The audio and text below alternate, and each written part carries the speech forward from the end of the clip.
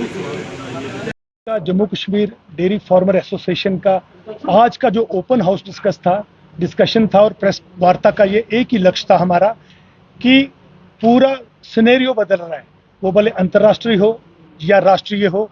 आज Jammu Kashmir already milk production में इसका नाम है, परंतु नई स्ट्रेटजीज क्या हो सकती हैं गवर्नमेंट की, स्टेट गवर्नमेंट की, यूटी गवर्नमेंट की और भारत सरकार की, क्या क्या आगे कार्यनीति है, क्या पॉलिसीज हैं, वो राष्ट्रीय गोकुल मिशन को लेके हो सकती हैं, अनएम्प्लॉयड यूथ के लिए हो सकती हैं।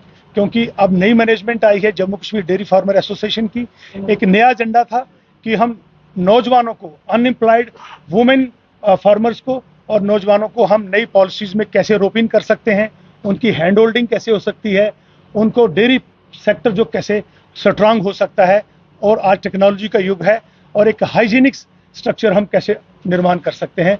आज हमारी प्रेस वार्ता का यही था। कमेटी का भी गठन किया गया है, कौन कौन से नए चेहरे सामने लाए गए हैं आपकी? आज के हमारे फाउंडर हैं, आज से 50 साल पहले Jammu Kashmir dairy farmer association की स्थापना, जो फाउंडर हैं इसके चौधरी जीतराम जी हमारे बीच में हैं और उनकी अध्यक्षता में ही कार्य चल रहे हैं। आज भी चेयरमैन हमारे वही हैं। इसके बाद जो हमारे बोर्ड ऑफ डायरेक्टर के चेयरमैन होंगे, हमारे retired income tax commissioner Satish Kumar Sharma ji हैं और सुनील कुमार जी हमारे अध्यक्ष बने हैं। और युवा साथियों को जो कार्य करेगा, क्योंकि डेयरी फार्मर बहन जो भाई हमारे हैं वो गरीब हैं, बॉर्डर के वासी हैं, उनको बड़ी चेतावनियां हैं, बड़े चैलेंजेस हैं उनके सामने। वो बॉर्डर को लेके, बॉर्डर सिचुएशन को लेके, पाकिस्तान की अनप्रोवोक्ड शेलिंग को लेके आज। और इसमें सबसे बड़ी बात थी कि आपने भरपूर ताउन दिया, प्रेस ने, प्रिंट इलेक्ट्रॉनिक मीडिया का मैं बहुत धन्यवादी हूँ कि ये आवाज़ अगर 1000 लोग हमारे इस कॉन्फ्रेंस हॉल में बैठे हैं तो करोड़ों लोग देखेंगे, इसको पूरा विश्व देखे, ताकि हैंड होल्डिंग हो और हम आगे की स्ट्रेटजी रणनीति मिलकर, इसका जो कमेटी गठित हुई है वो रणनीति तय करेगी। इसके डिस्ट्रिक्ट प्रेसिडेंट क्या होंगे, प्रोविंशियल प्रेसिडेंट क्या होंगे, ब्लॉक प्रेसिडेंट क्या होंगे, तहसील पे इसकी कार्यनीति क्या होगी, इसकी जो मैनेजमेंट होगी पंचायत लेकर गांव लेवल तक जाएगी।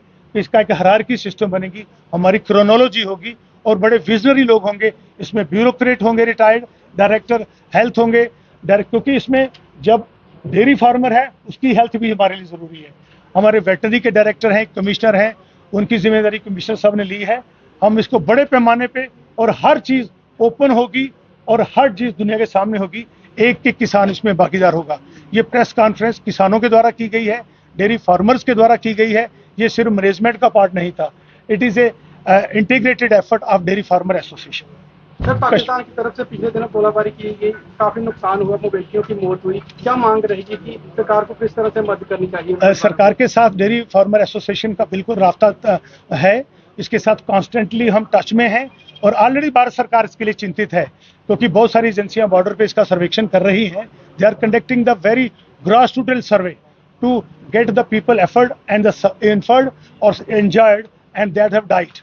जिन मवेशियों की मृत्यु हुई है, घायल हुए हैं, उनके साथ हर एजेंसी उसको देख रही है और डेयरी सेक्टर आने वाले समयों में एक बहुत बड़ा सेक्टर, इंडस्ट्री इसको डिक्लेयर करेंगे। हमारे प्रधान साहब यहाँ बैठे हैं, इसको डेयरी, आप एक अपनी तरफ से बताइए कि इसका सेक्टर क्या होगा।